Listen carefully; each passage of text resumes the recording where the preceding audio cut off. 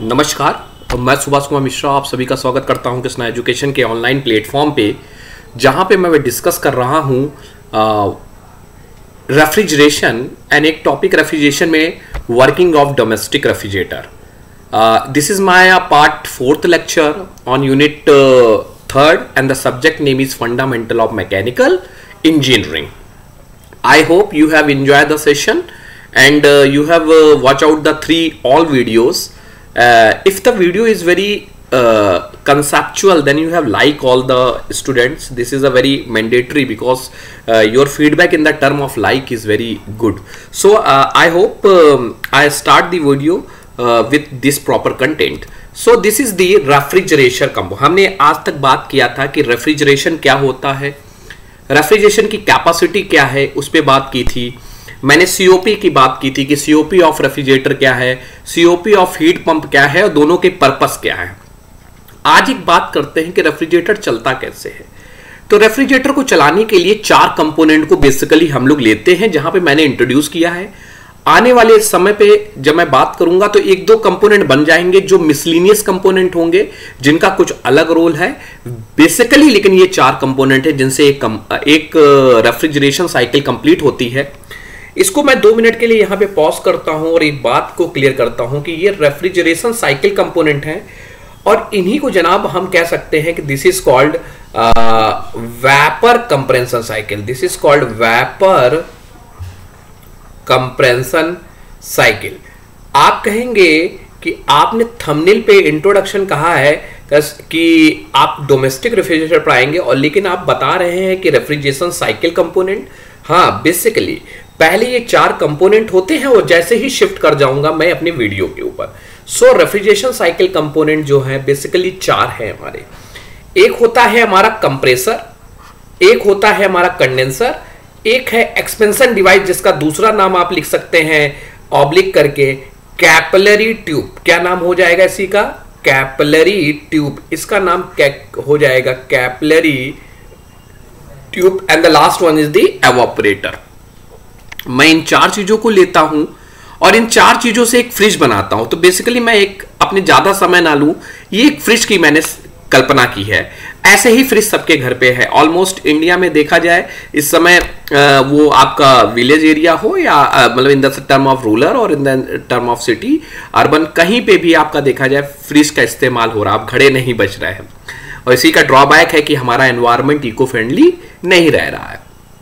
एक फ्रिज है, इस फ्रिज के कंपोनेंट को जरा इमेजिन करिएगा। जब मैंने आपको क्लास में बताया था तब मैंने आपको बताया था कि एक साइकिल के तहत है। तो जरा यहां पे देखिए, आपको इस एरो से दिख रहा होगा दिस इज कॉल्ड फ्रीजर, जिसको आप फ्रीजर कहते हैं। देखिए डोर आपका ये है, this is called the door. आपको दिख रहा होगा ये डोर है। तो ये बैक साइड आप डोर के अंदर देखेंगे तो ऊपर वाला जो पोर्शन होता है इसी तरीके का फ्रीजर होता है, आप इसको कहते हैं दैट इज कॉल्ड फ्रीजर। कोई भी स्टूडेंट ये डायग्राम नहीं बनाएगा क्योंकि समय लगेगा आपको, लेकिन कंसेप्चुअल समझाने के लिए मैं डायग्राम, इसके बाद जो डायग्राम आपको बनाना है कॉपी में, AKTU में या कहीं पे भी एंट्रेंस एग्जाम में आपका कंपटीशन में पूछा जाएगा किस तरह वर्किंग है, तो आपको ब्लॉक डायग्राम बनाना है साइकिल वाला, जो मैं आगे बताऊंगा।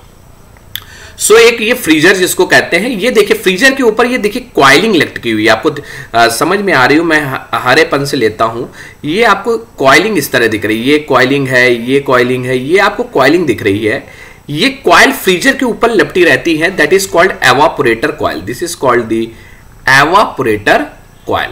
सो मैंने भी 4 कंपोनेंट की बेसिकली बात की है, एक कंप्रेसर, एक एवापोरेटर, एक आपका कंडेंसर और तीसरा आपकी expansion device that is called capillary tube. अब देखिएगा इसी में आपकी क्या जनती है, आइस बॉक्स है, जिसको आइस बॉक्स आप कहते हैं।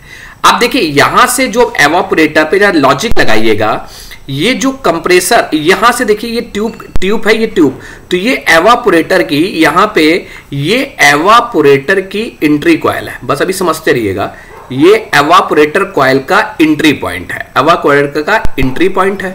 और जब यहां से होते हुए जब निकलती है तो ये मैं कह सकता हूं एवापोरेटर का क्या है, एवापोरेटर कॉइल का एग्जिट पॉइंट है, एवापोरेटर कॉइल का एग्जिट पॉइंट है। और इन ट्यूब कैसी हैं, ये ट्यूब हॉलो ट्यूब है। ये कैसी ट्यूब है, ये ट्यूब जो जनाब है, सारी ट्यूब जो लगी हैं, ये ट्यूब जो है ये आपकी हॉलो है।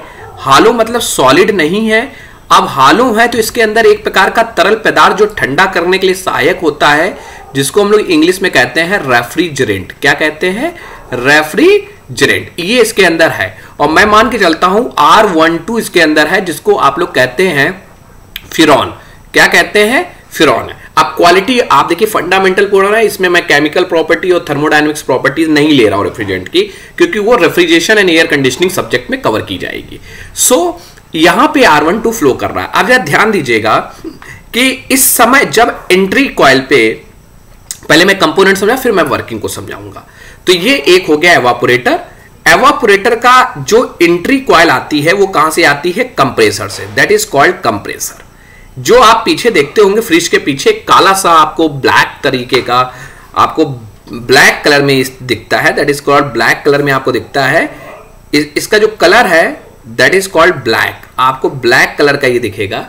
ये कंप्रेसर की यूनिट है और कंप्रेसर से एक कॉइल निकलती है जो एवापोरेटर पे जाती है। मतलब कंप्रेसर के भी दो बिंदु, दो हाथ। एक प्रकार का कंप्रेसर में क्या होगा? एक कंप्रेसर में एंट्री होगा, एक तरफ से कंप्रेसर में एंट्री होगा और एक तरफ से कंप्रेसर में एग्जिट होगा। क्या होगा?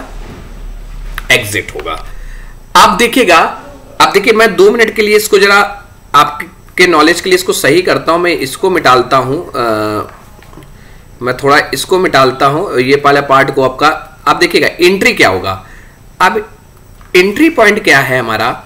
जो एवापोरेटर से कॉइल आ रही है, एवापोरेटर के थ्रू जो कॉइल आ रही है, this is called the evaporator entry और ये एग्जिट। तो एक तो जो एवापोरेटर की कॉइल आएगी वो एंट्री हो जाएगी कंप्रेसर की। क्या हो जाएगी? वो एंट्री हो जाएगी। और फिर इसके बाहर जो निकलेगा वो एग्जिट हो जाएगा। और एवापोरेटर से फिर जाके कहां जाता है? That is go to the condenser coil. कहां जाएगा? Condenser coil. कंडेंसर कॉइल पे इसी तरीके के डिजाइन है। कंडेंसर कॉइल पे जाएगी और कंडेंसर कॉइल से होते हुए कहां जाएगी? कैपिलरी ट्यूब में जाएगी। कहां जाएगी?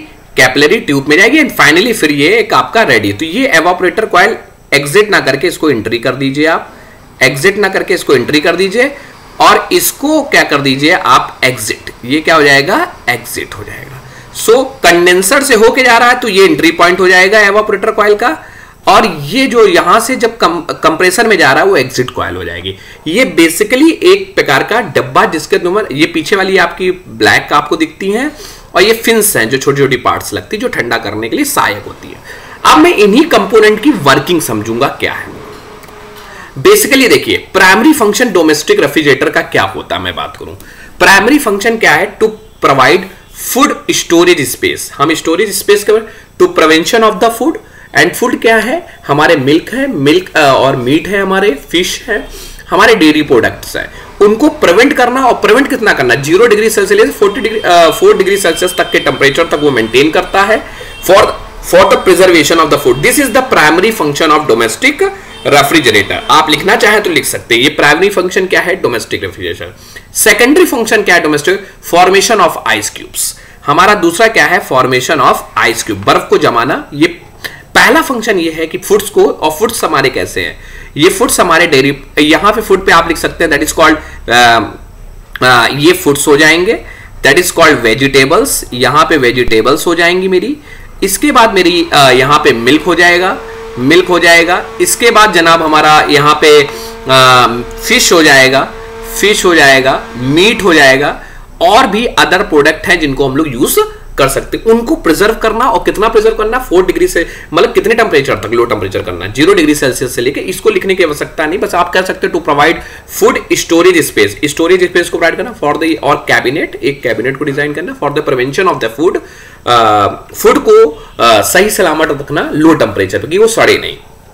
रेफ्रिजरेशन साइकिल किसके ऊपर ये वेस्ट करती है? अभी मैंने आपको बताया था, that is called vapour compression cycle पे ये वर्क करती है। आपसे कभी कभी एकेटीयू क्या करता है, या यूपीटीयू कोई यूनिवर्सिटी आपसे क्या करती है कि पूछती है कि वेपर कंप्रेशन साइकिल के बारे में बताइए। इट्स मीन वो डोमेस्टिक रेफ्रिजरेटर ही पूछ रहा है आपसे, जिसपे डोमेस्टिक रेफ्रिजरेटर चलता है। तो ये साइकिल जो है रेफ्रिजरेशन की, किस पे चलती है? वेपर कंप्रेशन साइकिल पे चलती है। कॉमनली यूज रेफ्रिजरेंट हम लोग यूज करने लगे हैं R134A यूज करने लगे और R12 भी यूज करने लगे, जिन्हीं को हम लोग कहते हैं फिरॉन। क्या कहते हैं? फिरॉन हम लोग कहने लगे।